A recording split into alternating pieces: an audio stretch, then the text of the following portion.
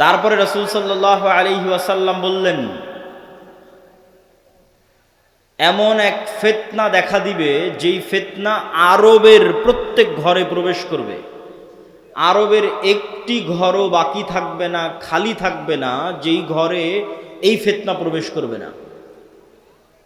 কিছু আলেম ওলামা ব্যাখ্যা করেছেন এই ফিতনা মোবাইলের ফিতনা, কেউ ব্যাখ্যা করেছেন এই ফিতনা যুদ্ধ বিগ্রহ মারামারি গণ্ডগোল সেই ফিতনা, তথা এমন গৃহযুদ্ধ এবং এমন গণ্ডগোল এমন মারামারি দেখা দিবে যেই মারামারি যেই যুদ্ধে আরবের প্রত্যেক ঘর যুক্ত হয়ে যাবে। আরবের একটি ঘরও মুক্ত থাকবে না, পৃথিবীর সব ঘর নয়, আরবের প্রত্যেক ঘর যুক্ত হয়ে যাবে। তারপর রাসূল সাল্লাল্লাহু আলাইহি ওয়াসাল্লাম বললেন, সুম্মা হুদনাতুন বাইনাকুম ওয়া বাইনার রোম, তারপর একটা চুক্তি হবে, ঐতিহাসিক চুক্তি তোমাদের মধ্যে আর রোমানদের মধ্যে। এই চুক্তির প্রেক্ষাপটে রোমান খ্রিস্টান এবং মুসলমানেরা এক তৃতীয় পক্ষের বিরুদ্ধে যুদ্ধ করবে। সেই তৃতীয় পক্ষের বিরুদ্ধে যুদ্ধে মুসলমান এবং খ্রিস্টানেরা বিজয়ী হবে। তারপরে কোনো একজন খ্রিস্টান ক্রুশ উঁচিয়ে ধরে বলবে, এটার কারণে আমরা বিজয় হয়েছি। তখন এক মুসলমান ক্ষিপ্ত হয়ে গিয়ে ওই ক্রুশকে ভেঙে দিবে, কিছু বর্ণনায় আছে ওই ব্যক্তিকে হত্যা করবে। তো ক্রুশ ভেঙে ফেলা অথবা ক্রুশ উত্তোলনকারী ব্যক্তিকে হত্যার মাধ্যমে রোমান খ্রিস্টান এবং মুসলমানেরা মুখোমুখি দাঁড়িয়ে যাবে। আর রোমান খ্রিস্টানদের সাথে মুসলমানদের এই যুদ্ধ হবে পৃথিবীর ইতিহাসের সবচেয়ে ভয়াবহ যুদ্ধ। মালহামা নামটি এখন অনেক পরিচিত, আর ইংরেজিতে আরমাগেডন নামটি অনেক পরিচিত। বাইবেলের প্রফেসি অনুযায়ী শেষ জামানায় এক ভয়ঙ্কর যুদ্ধ হবে, যেটিকে তারা বলে আরমাগেডন, ভয়ঙ্কর যুদ্ধ। ওইটারই ইসলামিক টার্মিনোলজি পরিভাষা অনেকেই মনে করে যে আল মালহামা বা আল মালহামা আল কুবরা, ভয়ঙ্কর যুদ্ধ। যেই যুদ্ধের মতো ভয়ঙ্কর যুদ্ধ অতীতে কোনোদিন হয়নি, পরে ভবিষ্যতে আর কোনোদিন হবে না। এই যুদ্ধটা কাদের কাদের মধ্যে সংঘটিত হবে? খ্রিস্টান রোমানদের মধ্যে এবং মুসলমানদের মধ্যে। রাসূলুল্লাহ সাল্লাল্লাহু আলাইহি ওয়াসাল্লামের ভাষা অনুযায়ী সেই দিন খ্রিস্টানেরা একত্রিত হবে তাহতা সামানিনা রায়াহ, ৮০টি পতাকার অধীনে। তাহতা কুল্লি রায়াতিন, প্রত্যেক পতাকার অধীনে ইসনা আশারা আলফ, ১২,০০০ করে সেনাবাহিনী থাকবে, যোদ্ধা, ফাইটার। তো ৮০টি পতাকার অধীনে ১২,০০০ করে সেনাবাহিনী থাকলে ক্যালকুলেটরে চাপলে দেখবেন প্রায় ৯.৫ লক্ষ থেকে ১০ লক্ষ মানুষ নয়, শুধু যোদ্ধা, তথা ১০ লক্ষ যোদ্ধা একত্রিত হবে মুসলমানদের বিরুদ্ধে যুদ্ধ করার জন্য। রাসূল সাল্লাল্লাহু আলাইহি ওয়াসাল্লাম এই যুদ্ধের জায়গার নামও বলে দিয়েছেন, বলেছেন লা তাকুমুস সাআ, ততদিন কিয়ামত হবে না যতদিন না হাত্তা তুকাতিলুনার রোম, যতদিন না তোমরা রোমানদের বিরুদ্ধে যুদ্ধ করেছো বিল আমাক আও বিদাবিক, আমাক এবং দাবেক নামক জায়গায় যতদিন না তোমরা রোমানদের বিরুদ্ধে যুদ্ধ না করেছো ততদিন কিয়ামত হবে না। তো এই আমাক এবং দাবেক নামক জায়গাটি বর্তমান সিরিয়া এবং তুরস্কের সীমান্তবর্তী অঞ্চল। সিরিয়ার সীমান্তবর্তী ইদলিব, আলেপ্পো, আরবিতে বলে হালব, ইংরেজিতে বলে আলেপ্পো। এই হালব বা আলেপ্পোর হচ্ছে তুরস্কের সাথে লাগানো একটি সিরিয়ার শহর। এই সীমান্তবর্তী অঞ্চলেই এই জায়গাগুলো আছে মর্মে যারা ইতিহাসবিদ, যারা মানচিত্র নিয়ে গবেষণা করেন তাদের দাবি।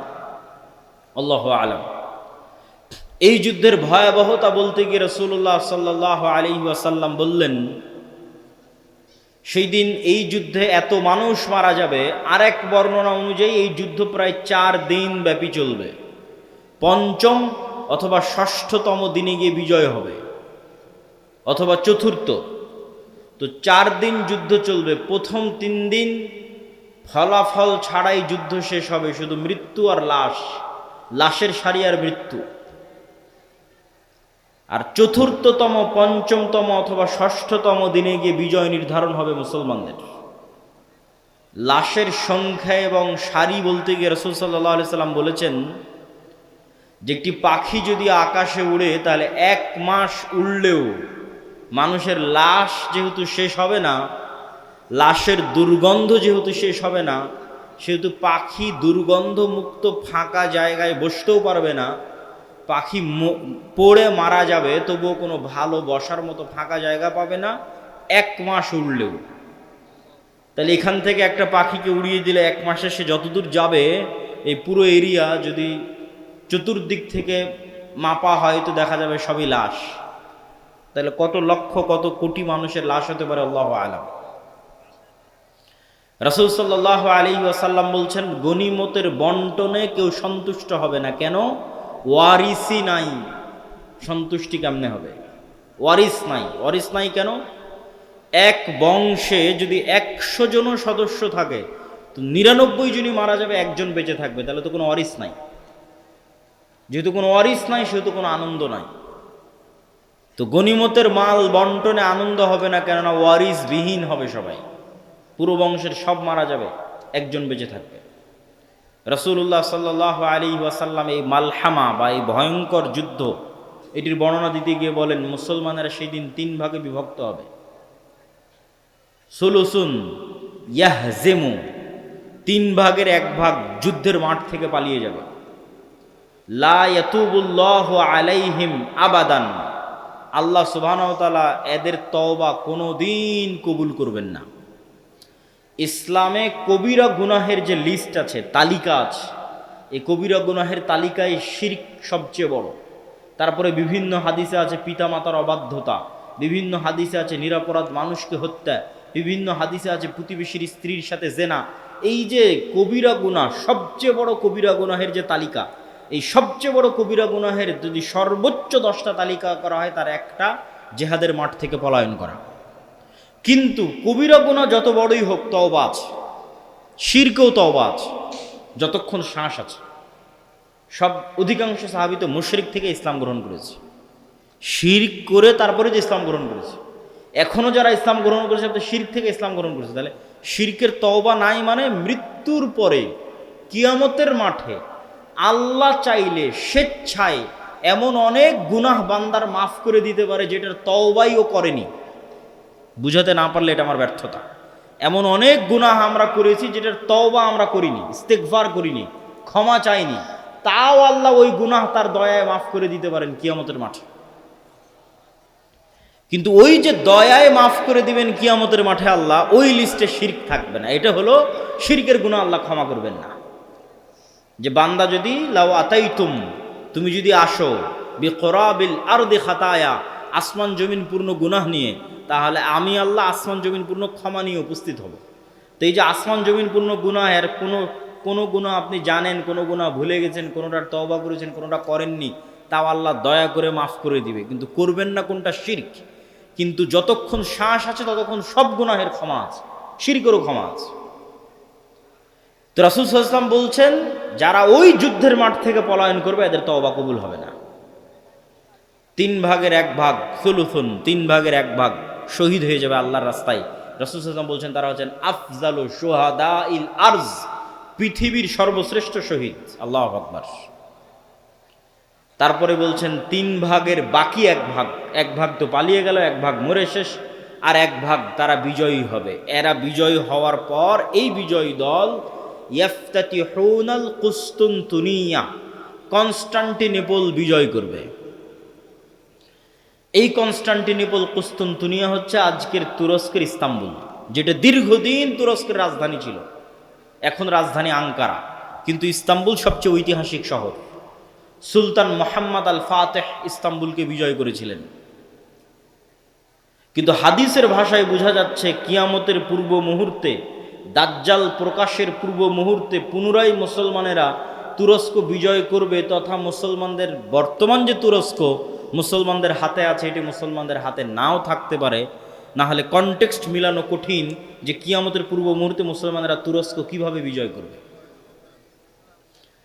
এই ঘটনারই ধারাবাহিকতায় আর এক হাদিসে, আমি কিন্তু এক হাদিস বলতেছি না, বিভিন্ন হাদিস থেকে যুক্ত করতেছি। আর এক হাদিসে রাসূলুল্লাহ সাল্লাল্লাহু আলাইহি ওয়াসাল্লাম বলেন, ততদিন পর্যন্ত কিয়ামত হবে না যতদিন না বানু ইসহাকের 70,000 মানুষ, ইসহাক আলাইহিস সালাতু ওয়াস সালামের বংশের, ইব্রাহিম আলাইহিস সালাতু ওয়াস সালামের বংশের 70,000 মানুষ যতদিন না এমন এক শহরে যুদ্ধ করছে, মদিনাতুন, এমন এক শহরে যুদ্ধ করছে, জানিবুহাল বার ওয়া জানিবুহাল বাহর, যার এক পাশে সমুদ্র আর এক পাশে সমতল। কোন শহর? আলেম ওলামা মতভেদ করেছেন। কেউ বলেছেন এটি ইতালির রাজধানী রোম, কেউ বলেছেন এটি তুরস্কের ইস্তাম্বুল, কুস্তুনতুনিয়া, কনস্টান্টিনোপল। ইতালির রাজধানী রোম হওয়ার পক্ষে আর একটা জয়ীফ হাদিস আছে, যে রাসূল সাল্লাল্লাহু আলাইহি ওয়াসাল্লামকে জিজ্ঞেস করা হচ্ছে যে উম্মতে মুহাম্মাদি কোন শহর আগে বিজয় করবে কিয়ামতের পূর্বমুহূর্তে, কুস্তুনতুনিয়া না রোমিয়া, কিন্তু হাদিসের সানাদ দুর্বল। তো এমন এক শহর, যেই শহরের, কিন্তু এখন যেটা অনুবাদ করতেছি এটা সহিহ বুখারী মুসলিমের হাদিসগুলো অনুবাদ করতেছি, যেগুলো আমি পূর্ণ অনুবাদ করতেছি এগুলো, তথা কিয়ামতের পূর্ব মুহূর্তে যা ঘটবে তার সবচেয়ে বিশুদ্ধ যেগুলো হাদিস। তো রাসূল সাল্লাল্লাহু আলাইহি ওয়াসাল্লাম বললেন এমন এক শহর বিজয় করবে বানু ইসহাকের, ইব্রাহিম আলাইহিস সালাতু ওয়াস সালাম, ইসহাক আলাইহিস সালাতু ওয়াস সালামের বংশের 70,000 মানুষ, যেই শহরের এক পাশে সমুদ্র আর এক পাশে সমতল, কিন্তু ওই যুদ্ধ হবে বিদুন সিলাহ, লা ইয়ারমুনা আইয়ু সাহমিন, না তারা কোনো তীর নিক্ষেপ করবে না তরবারি চালাবে, কোনো অস্ত্র ছাড়া বিজয় হবে। কিসের মাধ্যমে বিজয় হবে? তারা শুধু মুখে উচ্চারণ করবে লা ইলাহা ইল্লাল্লাহু আল্লাহু আকবার। এই এক তাকবীর ধ্বনিতে শহরের এক দেওয়াল পড়ে যাবে, দ্বিতীয় তাকবীর ধ্বনিতে শহরের দ্বিতীয় দেওয়াল পড়ে যাবে, তৃতীয় তাকবীর ধ্বনিতে শহরের তৃতীয় দেওয়াল পড়ে যাবে। মুসলমানেরা বিনা বাধায়, বিনা রক্তপাতে এবং বিনা অস্ত্র প্রয়োগে ওই শহরে প্রবেশ করবে। তো যদি এটি কুস্তুনতুনিয়া হয়, তাহলে এই যে আগের ঘটনার ধারাবাহিকতায়, আগে যে ভয়ঙ্কর মালহামা হলো, এই যে লক্ষ লক্ষ কোটি কোটি মানুষ মারা গেল, তারপরে মুসলমানেরা বিজয় হলো, খ্রিস্টানরা পরাজয় হলো, এই সেনাবাহিনী এবার যখন সিরিয়া এবং তুরস্কের সীমান্তবর্তী অঞ্চল থেকে বিজয় অভিযান নিয়ে রওনা দিবে ইস্তাম্বুল, কুস্তুনতুনিয়া বরাবর, তখন ইস্তাম্বুলে প্রবেশ করতে তাদের আর আলাদা কোনো অস্ত্র প্রয়োগ করতে হবে না। তাকবীর ধ্বনিতে ওই নগরীর দেওয়াল পড়ে যাবে এবং তারা বিনা অস্ত্র প্রয়োগে শহর বিজয় করবে। অথবা ওই আগের হাদিসে কুস্তুনতুনিয়া বিজয় হয়ে গেছে, কুস্তুনতুনিয়া বিজয়ের পর এই বিজয় কাফেলা চলতেই থাকবে। ম্যাপ চেক করলে বুঝবেন, চলতে চলতে চলতে পৌঁছে যাবে ইতালির রাজধানী রোমে। যখন ইতালির রাজধানী রোমে পৌঁছবে তখন আর এখানে কোনো অস্ত্র প্রয়োগ করতে হবে না, তাকবীর ধ্বনিতে শহর বিজয় হয়ে যাবে। দুটের যে কোনো একটা আল্লাহ সুবহানাহু ওয়া তাআলা ভালো জানেন। এই দুই বিজয়ের অথবা এক বিজয়ের, কুস্তুনতুনিয়া বিজয় অথবা কুস্তুনতুনিয়ার পরে রোম বিজয়, ইতালির রাজধানী রোম বিজয়, এই দুই বিজয়ের কোনো এক বিজয়ের পরে আড়াল থেকে, বেশিরভাগ হাদিসে আছে কুস্তুনতুনিয়া বিজয়ের পর, শয়তান চিৎকার করে বলবে দাজ্জাল তোমাদের বাড়িতে প্রবেশ করে গেছে, কিন্তু এটা মিথ্যা সংবাদ হবে। কিন্তু তখন তৎকালীন এই মুজাহিদ বাহিনী যারা যুদ্ধ করতেছে, তাদের যিনি নেতা থাকবেন, তিনি 10 জন অশ্বারোহীকে রওনা করিয়ে দিবেন দাজ্জাল সত্যি সত্যি বের হয়েছে কিনা এটা অনুসন্ধান করার জন্য। তো রাসূলুল্লাহ সাল্লাল্লাহু আলাইহি ওয়াসাল্লাম বলছেন, এই যে 10 জন বের হবে, আসমাহুম ওয়া আসমা আবাইহিম, এদের নাম, এদের বাপ দাদার নাম, এদের গায়ের রং, এদের ঘোড়ার গায়ের রং সব আমি এখন বলে দিতে পারবো, এখন যেন আমি দেখতে পাচ্ছি। কিন্তু তিনি বলেননি, কিন্তু তিনি জানতেন যে কোন 10 জন, তাদের নামও তিনি জানেন, তাদের বংশও তিনি জানেন, তাদেরকে রওনা করিয়ে দেওয়া হবে।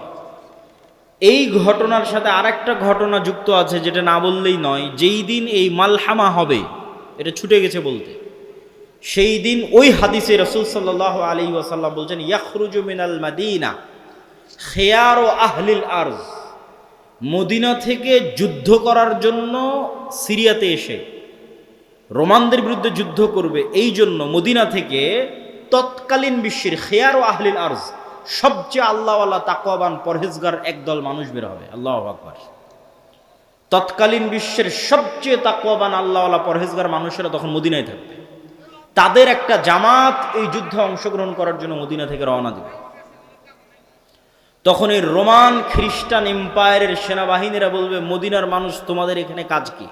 খাল্লু বাইনানা ওয়া বাইনাল্লাযিনা সাবাউ মিন্না, আমাদের যুদ্ধ এই সিরিয়ার মানুষদের সাথে, তোমরা আমাদের রাস্তা ক্লিয়ার করে দাও, তোমাদের এই যুদ্ধে বাধা দেওয়ার কি দরকার? অথবা আমাদের মধ্যে থেকে আগের যুদ্ধের ধারাবাহিকতায়, মানে এর আগেও আরো অনেক যুদ্ধ হয়ে থাকতে পারে, ধারাবাহিকতায় আমাদের মধ্যে যারা তোমাদের কাছে বন্দী হয়ে আছে, বন্দী হওয়ার পর তারা তোমাদের দিন গ্রহণ করে নিয়েছে, ওদের সাথে আমাদের যুদ্ধ, তোমরা কেন ওদেরকে বাঁচাতে আসতেছো? এরকম একটা কনটেক্সট হাদিসের মধ্যে আছে।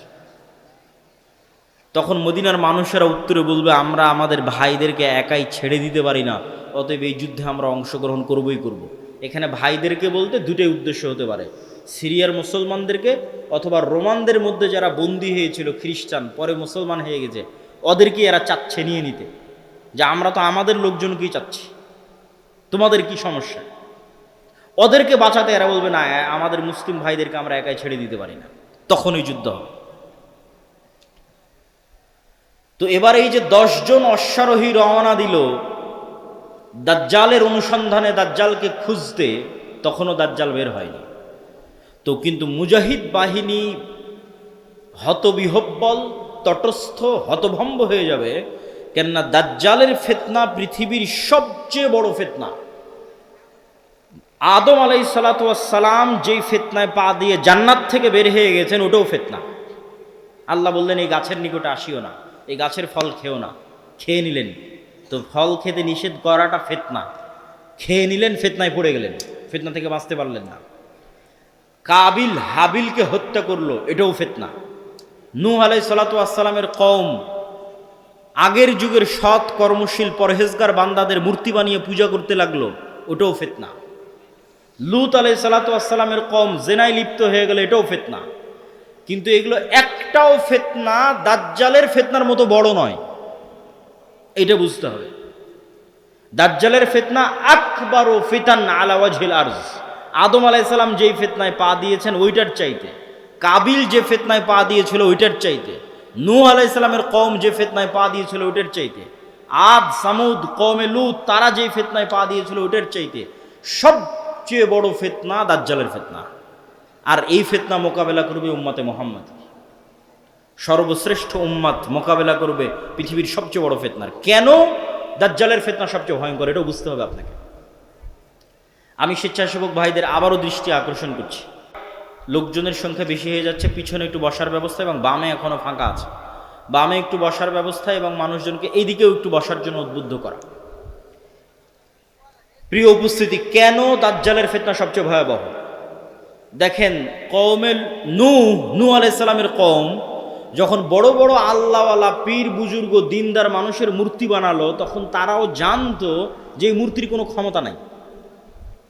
ইয়া আবাতি লিমা তা'বুদু মা লা তাসমাউ, ইব্রাহিম আলাইহিস সালাম বাপকে বলছে, হে আমার বাপ, এমন মূর্তির কেমনে ইবাদত করো যে শুনতেও পায় না, দেখতেও পায় না।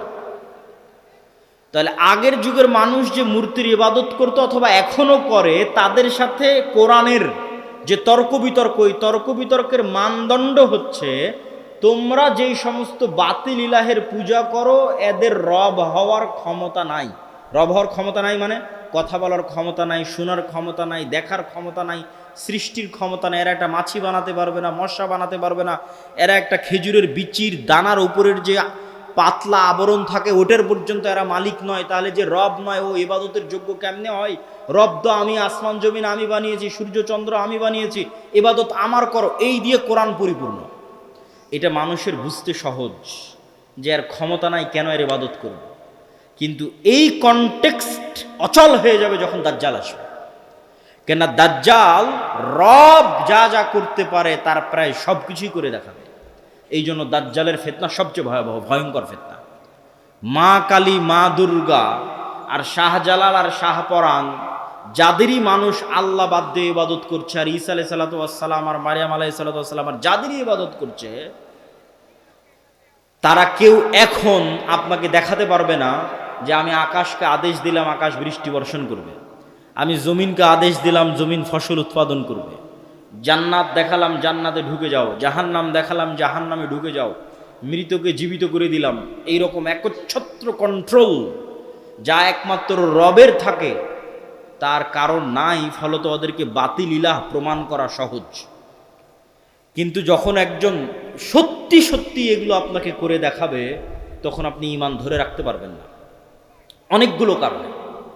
এক নাম্বার কারণ, যারা ধরেন আগে থেকেই শক্তিশালী কোনো কিছু দেখলেই আরে বাবা এ তো অনেক বড় অলিয়া উলিয়া কবিরাজ, অনেক কিছু করতে পারে, দেখলেই যাদের অন্তরে ভয় ঢুকে যায়, মনে হয় না এর কাছে মনে হয় কোনো ক্ষমতা আছে, এরা তো এমনি দাজ্জালের পূজা করবে। যারা যুগ যুগ মূর্তির পূজা করেছে, মাজারের পূজা করেছে, এদের বাধা হবে না। ওরা দাজ্জালের ক্ষমতা পাওয়ার দেখে মনে করবে অনেক বড় উলিয়া আল্লাহ চলে এসেছে, অনেক বড় কারামতে আউলিয়া চলে এসেছে, অতএব এখন আর ইবাদত করো, এখন আর পূজা করলে সমস্যা নেই। তো একদল তো এমনি পথভ্রষ্ট হয়ে যাবে। আরেক দল মানুষ থাকে যারা মোটামুটি আল্লাহর উপর ঈমান রাখে, কিন্তু ইস্তেকামা, ঈমানের উপর ইস্তেকামার জন্য সবর লাগে। সবর করার ক্ষমতা এবং সাহস এদের নাই। এদের দেখবেন এখন দুনিয়াবি ক্ষমতা যাদের কাছে, ওদের ওখানে গিয়ে সিজদা দিচ্ছে। আজ থেকে 6-7 মাস আগে 16 বছর যাদের কাছে ক্ষমতা ছিল, ওদের কাছে গিয়ে সিজদা দিয়েছে। ক্ষমতার বাইরে এরা চিন্তা করতে পারে না। ক্ষমতা যেখানে, এদের কেবলা এবং মারকাজ সেখানে। এবং আপনি যদি নিজের জায়গায় দাঁড়িয়ে চিন্তা করেন, আজকে তেলের যে সংকট, আমি দাজ্জালের ফিতনার ভয়াবহতা বোঝানোর জন্য আপনাকে বলতেছি। তেলের যে সংকট, মাঝে মধ্যে আমার মনে হয় আল্লাহ আমাদের ফিতনা থেকে হেফাজত করুক, যে এখন যদি কেউ এসে বলে আব্দুল্লাহ তোমার গাড়িতে তো তেলের দরকার, তো এইটা করলে তোমাকে তেল দেওয়া হবে, ধরো তুমি আর 500 টাকা বেশি দিলে তেল দিয়ে দেবো, বা তুমি এই অপরাধটা করলে তোমাকে তেল দিয়ে দিব। তো কত মানুষ হল ঠিক আছে ভাই সমস্যা নেই, আমার গাড়িতে তেল দেন, আমি করে দিচ্ছি। তাই কোনো একটা দেশকে যদি বলা হয় যে সব তেলের কন্ট্রোল আমার হাতে, এটা করো তেল পাবা, নাহলে কিন্তু আবাদও বন্ধ হয়ে যাবে। আমরা মনে করি তেল মানে দিয়ে শুধু গাড়ি চলে। পেট্রোকেমিক্যাল থেকে সকল সার উৎপাদন হয়, সব কোনো সারই আর তৈরি হবে না। তো সার না হলে আপনি চাষ করবেন কি দিয়ে? স্যালো মেশিন স্টার্ট না দিলে পানি তুলবেন কোথায় থেকে? তো তেল মানে শুধু গাড়ি নয়, সবই এখনকার আধুনিক সভ্যতার সবই তেল। তা আমি তেল দিব না আপনাকে, তা আপনিও বুঝতে পারছেন যে আপনি সবই করে ফেলবেন তেল নেওয়ার জন্য। তো কোরআন এবং হাদিসে তো এর চেয়ে বড়টা বলা আছে, তেলের কথা বলা নেই। সরাসরি আকাশের বৃষ্টির কথা বলা আছে, জমিনের ফসলের কথা বলা আছে ডাইরেক্ট, যে দাজ্জাল ইরাক এবং শাম এই দুই দেশের মধ্যের সীমানা দিয়ে যেতে থাকবে। কোনো এক নগরীর মানুষের কাছে এসে বলবে, এই তোমরা আমার উপর ঈমান আনছো? তারা বলবে, জি জাহাপনা, জি প্রভু আপনার উপর ঈমান আনলাম। ওদের জন্য দাজ্জাল টাকা পয়সা, ধন দৌলত, রুজি রুটির এত বড় ব্যবস্থা উন্মোচন করে দিবে যে মৌমাছির ঝাঁক যেভাবে মধুর পিছনে ছুটে, ধন সম্পদ টাকা পয়সা ওই শহরের মানুষের পিছনে ওইভাবে ছুটবে। এবার অতিক্রম হতে হতে আর এক শহরে আসবে, সেই শহরের মানুষকে বলবে আমার উপর ঈমান আনয়ন করছো? তারা বলবে না, আমরা রব্বুল আলামিনের উপর ঈমান রাখি। দাজ্জাল বলবে আকাশ এখানে বৃষ্টি বর্ষণ বন্ধ করে দাও, জমিন এখানে ফসল উৎপাদন বন্ধ করে দাও, খাবার দাবার বন্ধ, টাকা পয়সা বন্ধ, সকল কিছু বন্ধ, মোবাইল বন্ধ, ইন্টারনেট বন্ধ। আজকের যুগে যদি কল্পনা করেন, এখনই আপনি ঈমান ধরে রাখতে পারবেন না, যখন ঘটবে তখনকার কথা তো বহু পরে। তো শাম অঞ্চলের মানুষেরা না খেতে পেয়ে ধনুক চাবিয়ে খাবে, তীর চাবিয়ে খাবে। তীর তো খাওয়ার জিনিস না, ধনুক তো খাওয়ার জিনিস না, কিন্তু গাছের পাতাও যেহেতু উৎপন্ন হবে না, তো কি খাবে? গাছের পাতাও তো উৎপন্ন হবে না। তো এ হলো দাজ্জালের ফিতনা, পৃথিবীর সবচেয়ে ভয়ঙ্কর এবং ভয়াবহ ফিতনা। দাজ্জালের ফিতনা সম্পর্কে বলতে গিয়ে দুইটা হাদিস না বললেই না। একটা হাদিসে রাসূলুল্লাহ সাল্লাল্লাহু আলাইহি ওয়াসাল্লাম বলছেন যে দাজ্জাল পৃথিবীতে 40 দিন সফর করবে। 40 দিনের প্রথম দিন হবে 1 বছর, দ্বিতীয় দিন হবে 1 মাস, তৃতীয় দিন হবে 1 সপ্তাহ। আর দাজ্জালের গতি হবে কাগাইসিন ইস্তাদবারাত হুররিহ, এমন মেঘমালা যেই মেঘমালাকে ঝড়ো বাতাস উড়িয়ে নিয়ে যাচ্ছে। এই যে কয়দিন পরে কালবৈশাখী ঝড় হবে, আকাশে তাকিয়ে দেখবেন ঝড়ের সময় মেঘ কত দ্রুত চলে। তো ঝড়ের বাতাসে যে মেঘ খুব দ্রুত চলে, এরকম দ্রুত গতি হবে দাজ্জালের। তো আল্লাহর নবী মেঘের সাথেও তুলনা দিয়েছেন এখন যন্ত্র দিয়ে মেঘের মতো আকাশে উড়বে না দাজ্জাল নিজেই আকাশে উড়বে আল্লাহু আলাম, আল্লাহ সুবহানাহু ওয়া তাআলা ভালো জানেন। কিন্তু দাজ্জালের আগমনে পৃথিবীতে এত ব্যাপক বৈপ্লবিক পরিবর্তন হবে যে পৃথিবীর দিন 1 বছরের সমান হয়ে যাবে। এটা হঠাৎ করে আল্লাহর আদেশে কোনো কারণ ছাড়াই আল্লাহ বলবেন দিন এখন তুমি 1 বছরের সমান হও, এরকম নয়। আল্লাহ লাতিফ, প্রত্যেকটা জিনিস ঘটনা পরম্পরায় হয়, মানুষ দেখবে এটা স্বাভাবিক। তথা এই ভূমণ্ডল, নভমণ্ডল, সৌরজগতে এমন বৈপ্লবিক কোনো পরিবর্তন হবে, অথবা এই পৃথিবীতে এমন বৈপ্লবিক কোনো পরিবর্তন হবে, অথবা সূর্য এবং চন্দ্রের বর্তমান ঘূর্ণায়মান প্রক্রিয়ায় এমন বড় বৈপ্লবিক পরিবর্তন হবে যেটা স্বাভাবিক হতে সময় লাগবে। একদিন হবে 1 বছর, তারপরের একদিন হবে 1 মাস, তারপরের একদিন হবে 1 সপ্তাহ, তারপরে স্বাভাবিক। ওইটার আগে কিছু একটা ঘটবে। দাজ্জালের আগমনই ওই রকম ভয়ঙ্কর এবং ব্যতিক্রম হবে। আল্লাহু আলাম সেটা কি হবে। দাজ্জালের বিষয়ে আরেকটি হাদিসে রাসূলুল্লাহ সাল্লাল্লাহু আলাইহি ওয়াসাল্লাম, যেটা তামিম আদ-দারির হাদিস,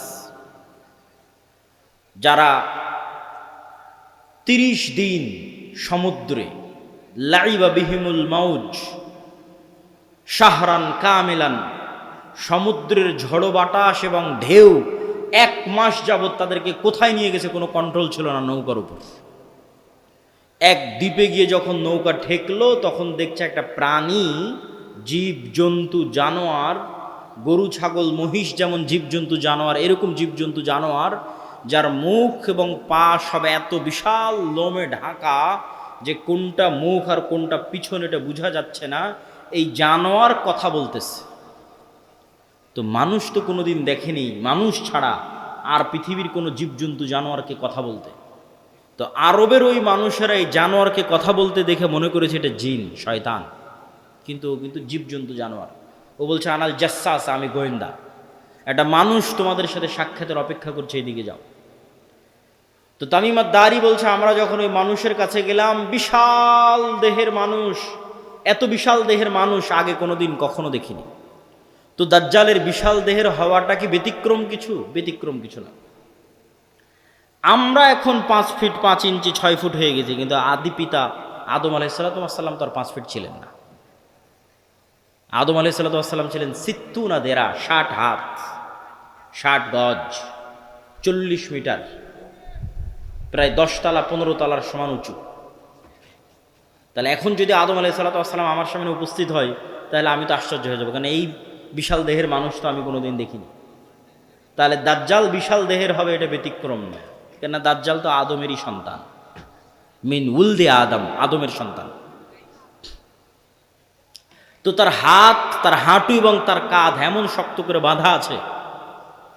আমরা তাকে জিজ্ঞেস করলাম তুমি কে? সে বলে আমার পরিচয় তোমরা জানবেই, তোমরা বলো তোমরা কারা। তা আমরা আমাদের পুরো ঘটনা বললাম। এবার দাজ্জাল 4টা প্রশ্ন করেছে। নাখাল বাইসান, আইনে জোগার, বহাইরা তাবারিয়া, নাবিয়ুল উম্মিয়িন। বহাইরা তাবারিয়া, sea of Galilee, lake of Tiberias. নাখলে বাইসান, বাইত শিয়ান। আর আইনে জোগার, স্প্রিং অফ জোয়ার। আর নাবিয়ুল উম্মিয়িন, পড়ালেখা জানে না, লিখতে জানে না, পড়তে জানে না, এমন নবী। আমাদের নবী মুহাম্মদ সাল্লাল্লাহু আলাইহি ওয়াসাল্লাম লিখতেও জানতেন না, পড়তেও জানতেন না। উনি দেখে যে পড়বেন এটা জানতেন না, কোরআন মুখস্থ করেছিলেন। প্রিয় উপস্থিতি, তো দাজ্জাল তাদেরকে এই যে 4টা জিজ্ঞেস করলো, 4টা জিজ্ঞাসার প্রথম 3টে জিজ্ঞাসার সাথে পানি কানেক্টেড আছে, পানি এবং চাষ কানেক্টেড আছে। সি অফ গ্যালিলি, পানির উৎস, বহাইরা তাবারিয়া, ইসরায়েলের সীমানার মধ্যে। এখন এটা ইসরায়েলের সীমানার মধ্যে।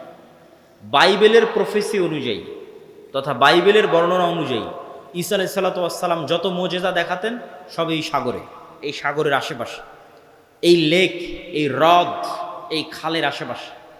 তো দাজ্জাল বলছে একদিন এখানে পানি থাকবে না। এখন পানি দাজ্জাল আসার আগেই শেষ হবে সেটা ঠিক না, আসলে না, দাজ্জাল আসার শেষ হবে না। কেন আরাক হাদিসে বলতেছে ইয়াজুজ মাজুজ যখন বের হবে তখন ওরা বহাইরা তাবারিয়ার পানি খেয়ে শেষ করে দিবে, খেয়ে শেষ করে দিয়ে অন্যদিকে আগাবে পানি শেষ করার জন্য। তাহলে পানি যদি দাজ্জাল আসার আগেই শেষ হয় তাহলে ইয়াজুজ মাজুজ আবার কোথায় পানি পাবে? এটাও তো একটা প্রশ্ন। কিন্তু দাজ্জাল বলছে এখানে একদিন পানি থাকবে না। তার মানে কি ইয়াজুজ মাজুজ এসে শেষ করবে ওটার ভবিষ্যৎবাণী, না দাজ্জাল আসার আগেই শেষ হবে?